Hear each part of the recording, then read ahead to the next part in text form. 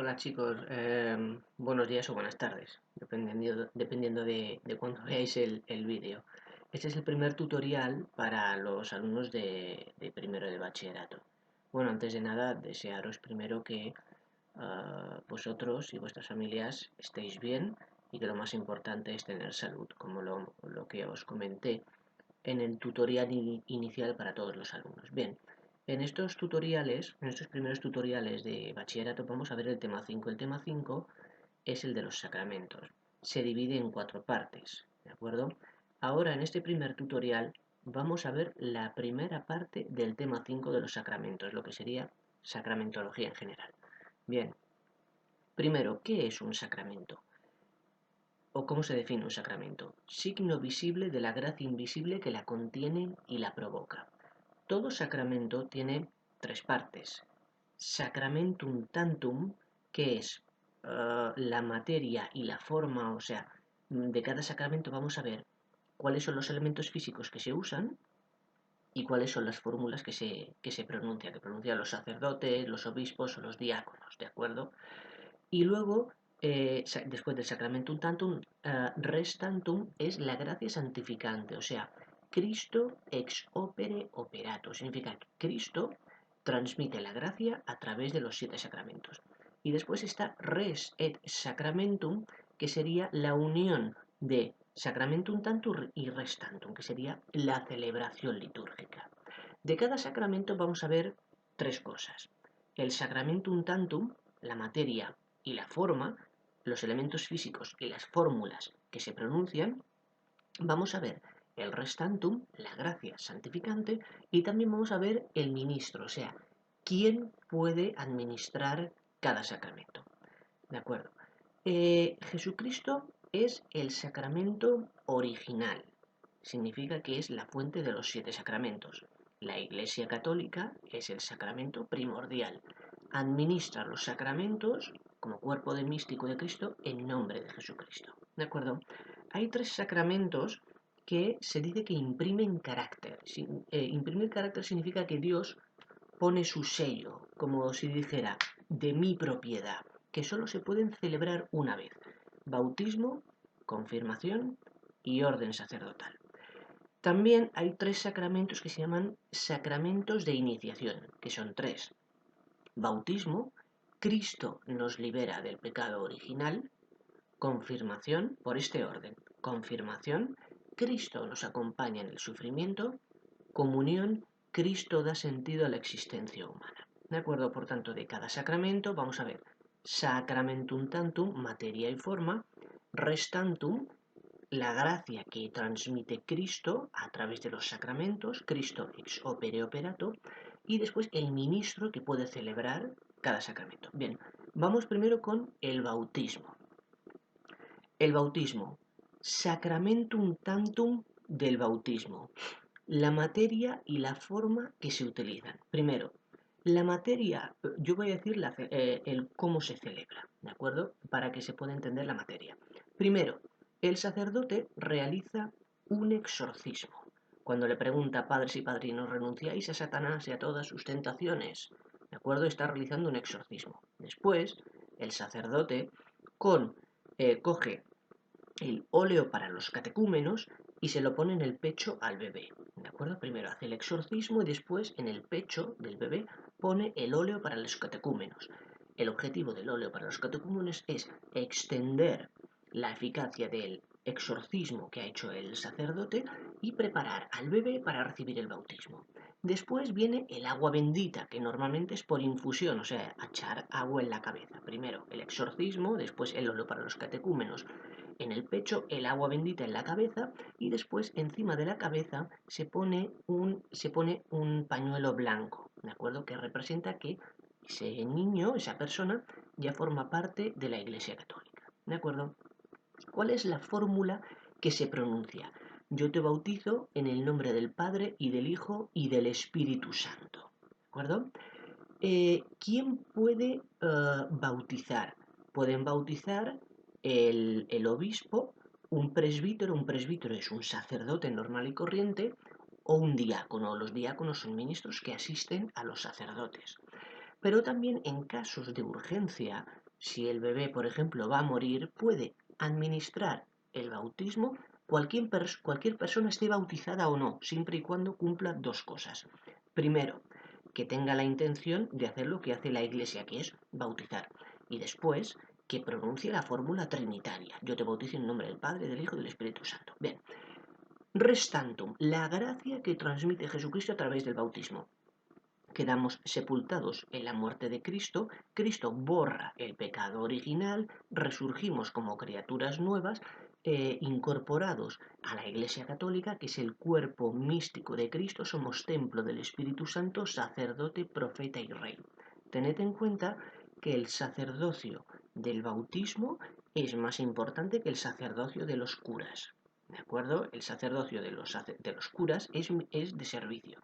El más importante es el sacerdocio que transmite Jesucristo a través del bautismo. Bien, formas de bautizar. Hay tres formas de bautizar. Por infusión, que es en la cabeza, que es lo más utilizado actualmente. Por aspersión, en el caso de adultos que hayan recibido la catequesis para que se les administre el bautismo porque no son católicos, no son cristianos, y esto, imaginaos que estos catecúmenos adultos tienen que entrar en combate para defender a la iglesia. Entonces, si no hay sacerdotes suficientes como para bautizar, el sacerdote coge un mini báculo y empieza a hacer así y basta que caiga una gotita de agua en la cabeza.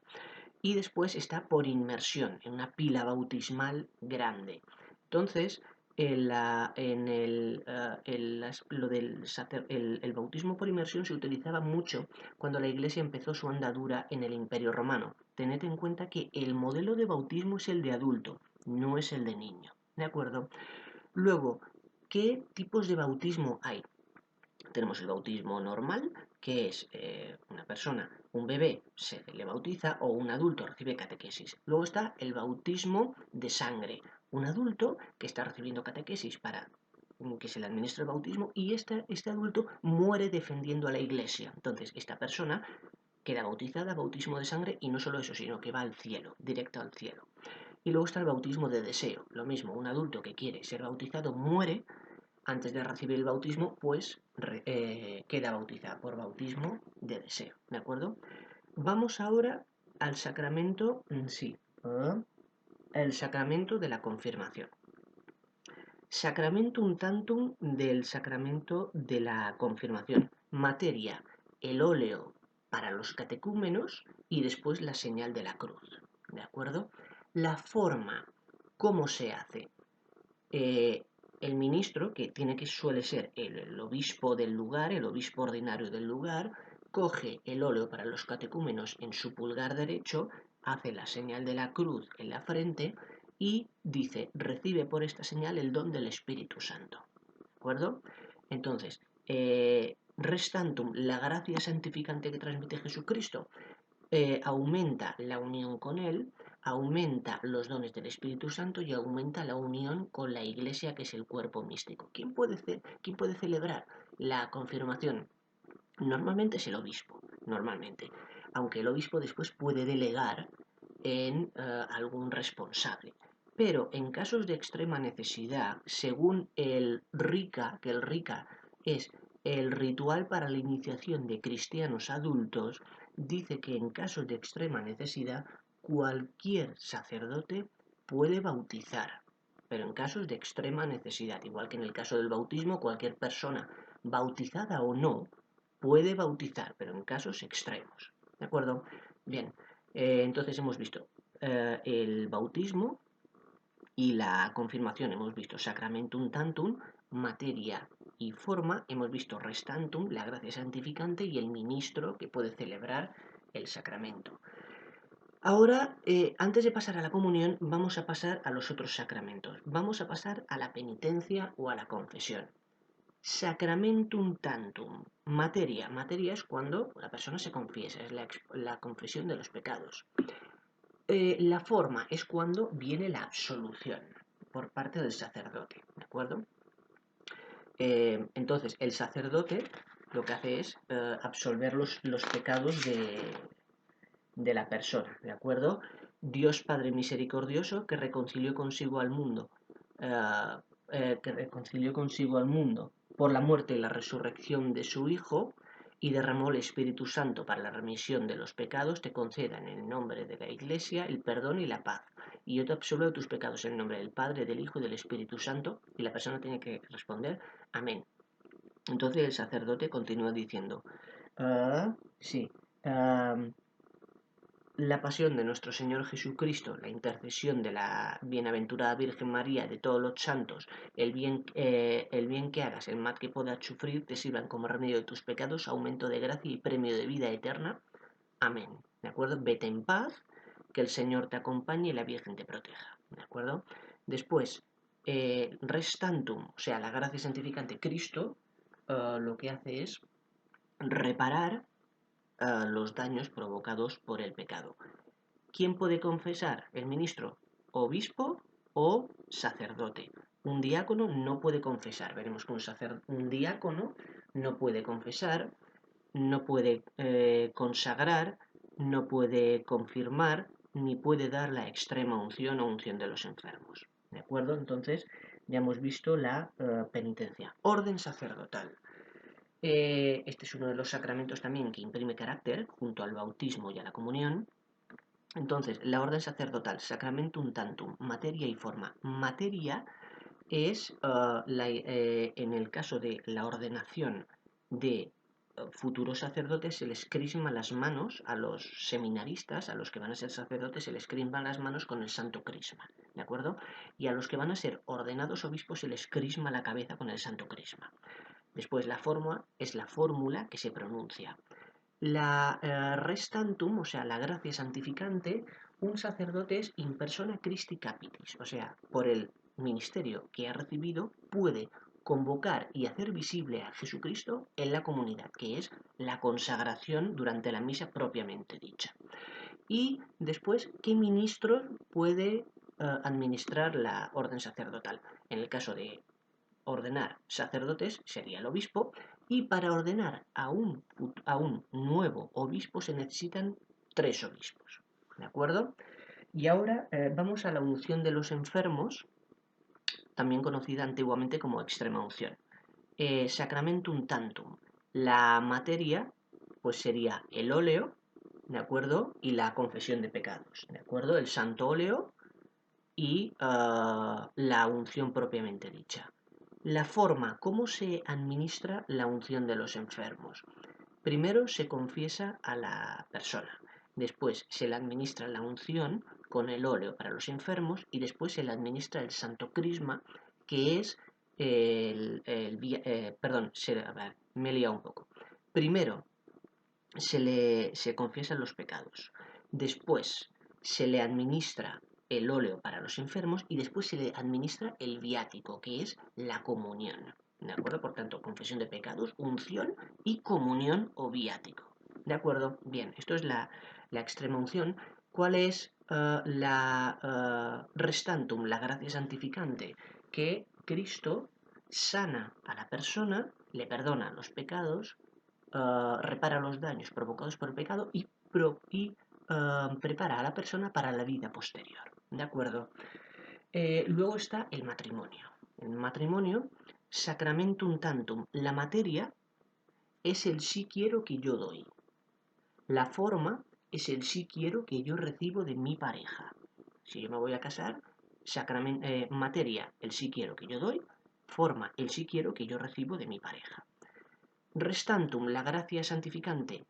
El matrimonio es una sola carne, es indisoluble y al mismo tiempo el matrimonio colabora con Dios en la creación de nuevos seres humanos. Cristo, Dios es el creador, el matrimonio es concreador, o sea, colabora en la procreación de nuevos seres humanos. Pensad que el amor de Dios tiende a la creación y el matrimonio tiene que reproducir el amor que Cristo siente por su iglesia. ¿De acuerdo? Hemos visto bautismo, confirmación, ¿de acuerdo? La penitencia, orden sacerdotal, unción de los enfermos o extrema unción, y ahora vamos a ver, bueno, hemos visto también el matrimonio y ahora por último vamos a ver la comunión, ¿de acuerdo? La comunión es el sacramento de los sacramentos, es el sacramento más importante de los 7. Fijaos que, así como en los 7 sacramentos Cristo transmite la gracia, en el sacramento de la comunión, además, Cristo, después de la consagración por parte del sacerdote, está presente de forma real, cuerpo, sangre, alma y divinidad, ¿de acuerdo? Sacramentum tantum, materia. Se utiliza pan ácimo de trigo. Pan ácimo es sin fermentar. Pan sin fermentar de trigo, pan ácimo de trigo, y después vino de vid. No puede ser el Don Simón ese asqueroso de Tetrabric, ¿de acuerdo? Tiene que ser vino de vid lo más oscuro posible para que se asemeje al color de la sangre, ¿de acuerdo? Y después se le añade una cantidad módica de agua al cáliz.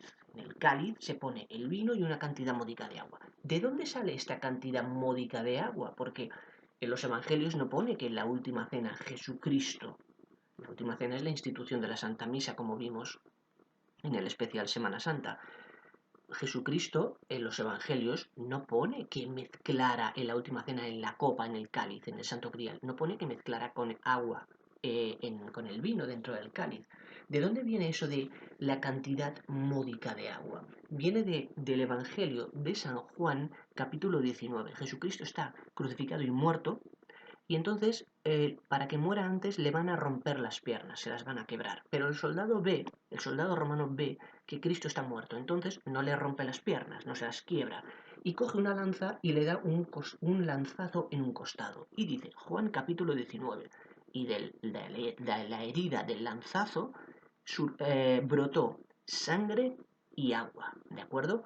El agua es la cantidad módica que aporta el pueblo. El vino es la cantidad que aporta el ministro, el sacerdote. ¿De acuerdo? Luego viene la forma. Hemos visto la materia, el panacimo de trigo, la cantidad módica de, perdón, el vino de vid y la cantidad módica de agua. Ahora viene la forma, que sería la consagración. Cuando el sacerdote impone las manos encima del pan y del cáliz, del vino y del agua, se llama epíclesis. Este movimiento que hace de imposición se llama epíclesis. Y después viene la oración de consagración. Por eso te pedimos, Padre, que santifiques estos dones con la fusión de tu Espíritu, de manera que se conviertan para nosotros en el cuerpo y en la sangre de Jesucristo nuestro Señor. Fijaos, yo os comentaré que en el año 2017 se hicieron una serie de modificaciones al catecismo de la Iglesia Católica. Hasta el año 2017 se decía de manera que sean para nosotros el cuerpo y la sangre de Jesucristo nuestro Señor. Claro, en ese momento si se decía de manera que sea para nosotros, dejaba lugar a la subjetividad, o sea que digamos que la presencia real de Cristo dependía de lo que creyera o no la persona. Pero el cambio ese que se hizo en 2017, que se dice, de manera que se conviertan para nosotros en el cuerpo y la sangre de Jesucristo, nuestro Señor, significa que Cristo, después de la consagración, está presente independientemente de lo que crea o deje de creer la persona. ¿De acuerdo? Bien. Después viene el memorial, que es la reproducción de la última cena. Entonces el sacerdote coge la patena, que ya vimos estos elementos en el especial Semana Santa, con la forma que se consagra, y entonces reproduce la última cena. Por eso, la noche que iba a ser entregado su pasión, voluntariamente aceptada, tomó pan, lo bendijo, lo partió y lo dio a sus apóstoles, a sus discípulos, diciendo, tomad y comed todos de él, porque esto es mi cuerpo que será entregado por vosotros. ¿De acuerdo? Entonces el sacerdote con los dos dedos pinza levanta la forma, ¿de acuerdo? Con los dos pulgares y los dos índices, ¿de acuerdo? Después coge el cáliz y dice, del mismo modo, acabada la cena, tomó el cáliz, dándote gracias, lo bendijo, lo pasó a sus discípulos y dijo, tomad y bebed todos de él, porque este es el cáliz de mi sangre, sangre de la alianza nueva y eterna, que será derramada por vosotros y por muchos para el perdón de los pecados. Haced esto en conmemoración mía. En la segunda parte del tema 5 veremos que se hizo un cambio también en el año 2017, ¿de acuerdo? En el catecismo, con respecto a esto de la sangre de la alianza, nueva y eterna, que será derramada, antes se decía, hasta el 2017 se decía que será derramada por vosotros y por todos los hombres. Desde el 2017 se dice que será derramada por vosotros y por muchos. En la segunda parte del tema 5, veremos que este cambio es muy peligroso. ¿De acuerdo? Bien, después de la consagración, después de materia y forma, Cristo ya está presente en la Santa Misa, presencia real, cuerpo, sangre, alma y divinidad. Ya no hay ni pan, ni vino, ni agua, sino cuerpo, sangre, alma y divinidad. Entonces, el Cristo que está presente no es el Cristo de la resurrección, es el Cristo de la última cena. ¿De acuerdo?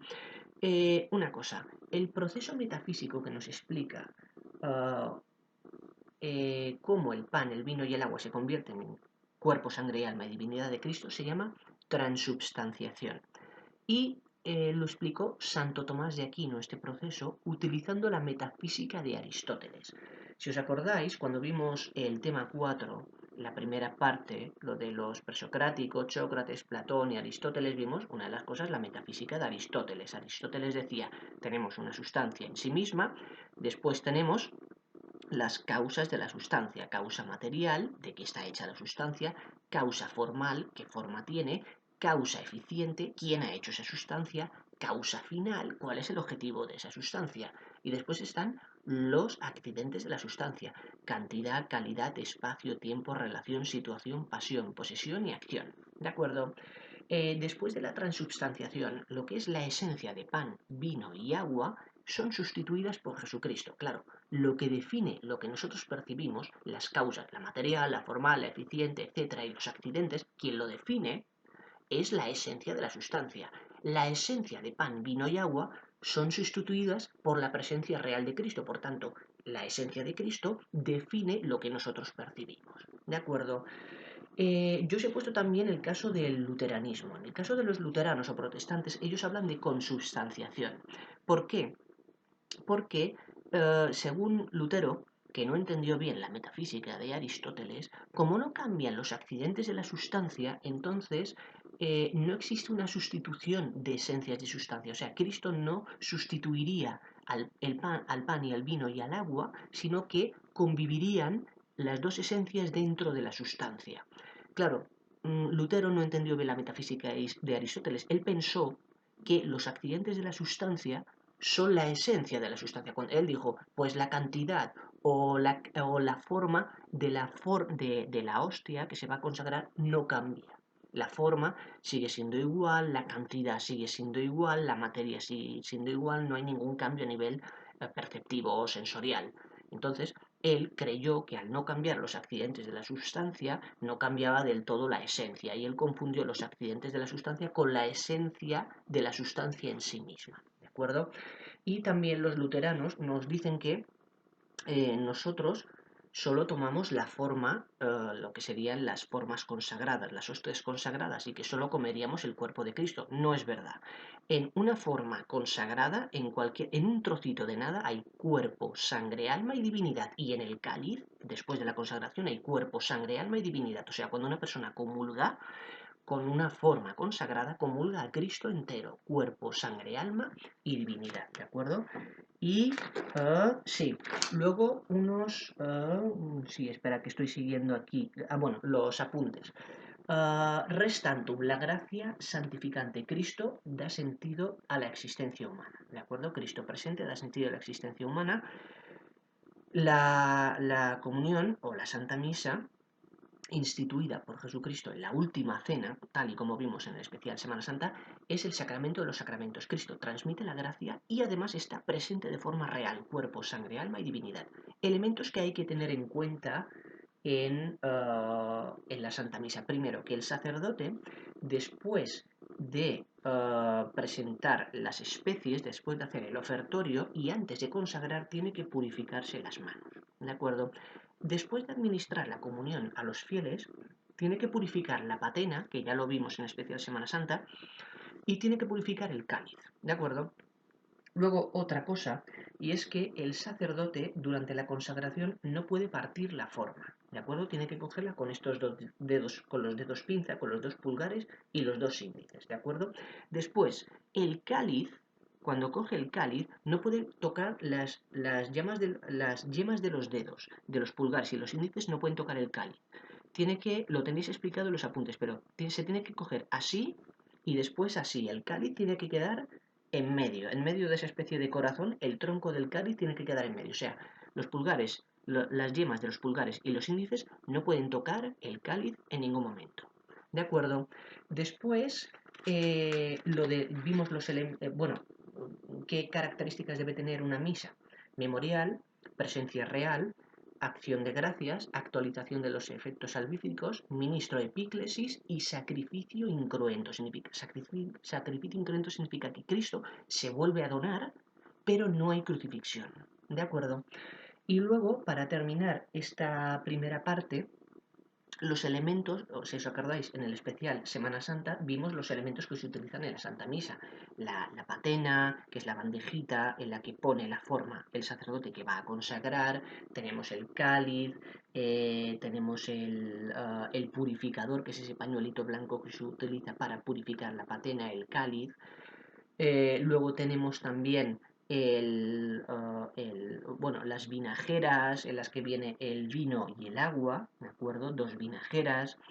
Vimos las formas para consagrar las hostias o las obleas. Y también el corporal, que es ese manto blanco que el sacerdote extiende sobre el altar y sobre el que pondrá la patena y el cáliz. ¿De acuerdo? También vimos lo del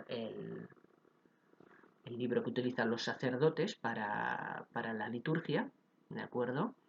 Pero ahora yo me quiero entretener ahora un momento en el, en el corporal, ¿de acuerdo? El corporal, ese manto blanco que se pone sobre el altar y después sobre el que pone la patena y el cáliz. Y luego el sacerdote, cuando administra la comunión, saca el copón del sagrario, que es un cuenco que contiene las formas consagradas que utilizará para administrar la comunión. Bien, si os fijáis, el sacerdote, cuando termina de administrar la comunión y limpia la patena y el cáliz, lo pone a su derecha, ¿de acuerdo? Él tiene el libro que usa en la misa a la izquierda. El misal lo tiene a la izquierda.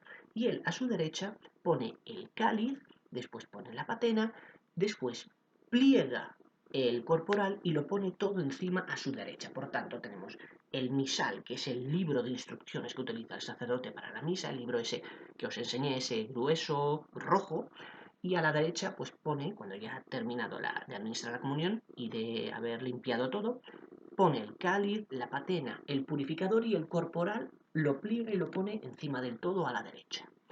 ¿De dónde viene esto del corporal? De Juan capítulo 20.